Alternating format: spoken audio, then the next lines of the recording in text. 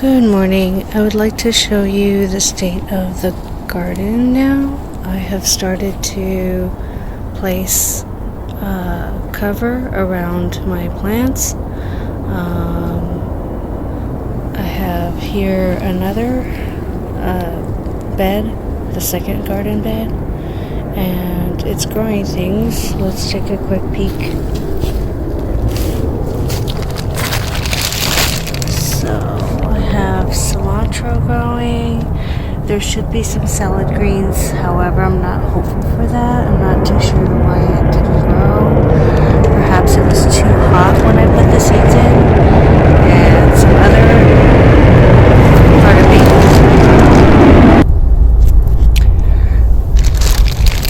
and some other things are growing in the center that are popping up that are green. And then beyond that is some leek and some brassicas. I believe it's Checheco broccoli and some Brussels sprouts way at the end. So that is the state of this part of the garden with the garden beds. And I'm hoping that I will have lots of nice plants to eat over the winter. I have some amaranth growing here, and I've been feeding it to the chickens and rabbits. And I have some experiments here going on of trying to grow canna. I'm not sure if they grow from these flower heads, so I'm just practicing or trying, experimenting. I propagated some mums here, and I'm propagating some roses, and a bunch of roses down there. It's hard to see. It's full of leaves and mulch, trying to keep that area moist. Lots of canna still, some baby papaya seedlings, some hollyhocks that survived, aloe. This is the climbing aloe vera, and let's see what else. Some more canna propagations. Here's my plumeria. Some more canna propagations in my plumeria, and papaya seedlings that came from a different batch of papaya. Some canna propagation. Here is my loquat, and it's growing new leaves. Some more canna propagation. I hope that they're going to be tall right here and cover this brick fencing so that I can have a little more privacy. And recently I had to chop down some overgrowth of ginger leaves, these ginger leaves, and I cut them. And then I was thinking, I don't know if they propagate the same way as canna, because they grow the same way as canna, with that not very woody but kind of fleshy stem, and then the unfurling leaves. So I just stuck them in the ground to see if they will grow. Here are some more papaya, some more canna. So those are the ginger cuttings. We'll see if they grow, and I'll keep you updated on that. Let's look at the other part of the garden. So over here I have the papayas. There are about 4 of them here. Some brassicas, some canna, this is a butterfly, I forget what it's called. The butterflies like them. and it just volunteered here, so I left it here. Lots and lots of collard greens.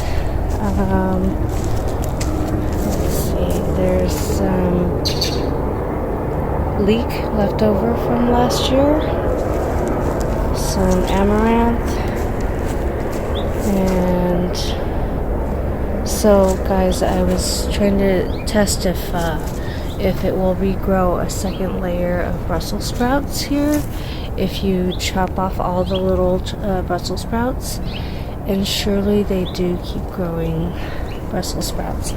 But these are kind of old, and I may cut them down for the rabbits to eat.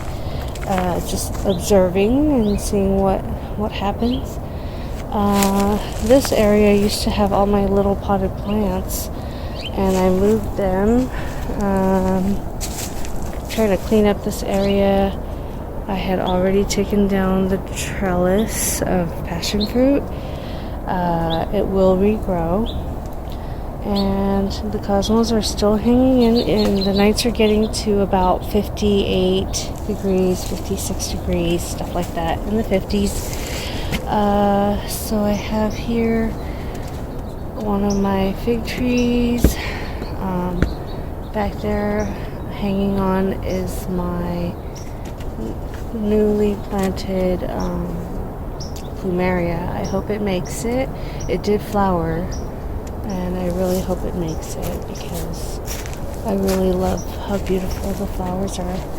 They're pink with a little hint of yellow in the center, and the turmeric is doing very well. So all the plants are thriving-ish in this whole area, and just thriving. Here's my Thai basil. Now it's getting really cold, and the Thai basil is beginning to die off. However, as you saw, I had planted some in my new garden bed, and I'm hoping they survive. I chopped and dropped some of the trellis vines, the passion fruit vines down here. And there is my kaffir lime leaf tree and multiple other plants.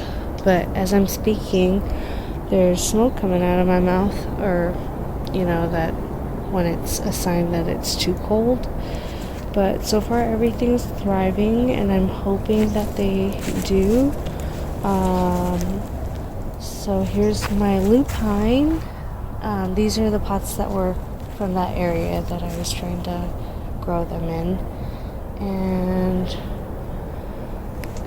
I have plans for them, but I'm not too sure if I'm going to implement my plans with those little potted plants. Because I don't plan on coming out here too often in the winter. I let the rains water the plants. And here's a little sproutling of leaves from this mango tree. This is my oldest mango tree. The other ones keep dying off, and I'm not too sure why. I don't know if they get too dry or too moist. Here's one where all the leaves fell off but one. There had been one over here somewhere, but it died. Here's my moringa tree. It's doing fantastic. Well, it's getting cold, and they're very cold sensitive. They love the hot, humid, or hot, dry weather because they survive very well in India and all those, and I think it's like some kind of Middle Eastern Sahara desert or something like that, but they like it. And look, this is the first time I've seen beautiful little white blooms, and that is so gorgeous.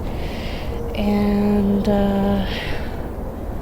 so as back to what I was saying, in the fall or winter, I don't plan on being out here too often, for too long either. I would just come out to feed the pets and go back inside, occasionally watering or weeding the plants if there isn't water for a long period of time. But that's kind of why you set up the system of permaculture, is so that the plants, you put all this mulch down, it protects the roots of the plants, and when water comes down, it stays in the ground longer, doesn't precipitate back up. The mulch keeps the moisture in the soil for longer periods of time, slowly feeding your plants, and that's what I hope to do over the years. So the other day, guys, see all these little weeds, these things that look like weeds are in my ground cover. They are, so the first year I planted some red, what do you call it? Some red colored sweet potatoes, and when I grew them, I wasn't too sure how to grow them in a box, and I kept just throwing some soil over it and watering it every day, and I don't think they are meant to be watered too much, actually. So it kept bringing up lots of greens, and when I pulled up the sweet potatoes, they were just like the size of your finger, like your middle finger or ring finger, and they were not very useful. And so when I pulled apart the box to gather the potatoes, I kind of left the soil in place here, and now it volunteered several of those vines into this mass of sweet potatoes all over, and that's fine by me. It's a good living mulch. I can always pull it up.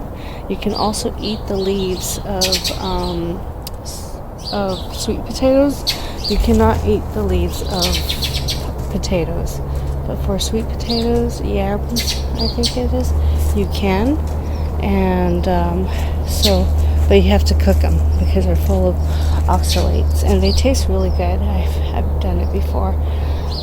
So the other day I was digging down here,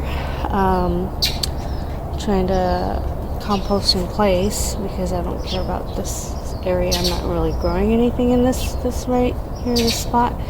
So I composted in place, and when I dug it up, I found 2 big sweet potatoes. So they got a second chance at growing for me, and they grew beautifully. So I suspect there are more down here, and I might dig around for more as I need it, or do a harvest sometime. I haven't yet decided. So with that is the update of this garden, and I hope you have a great day. See you in the next one.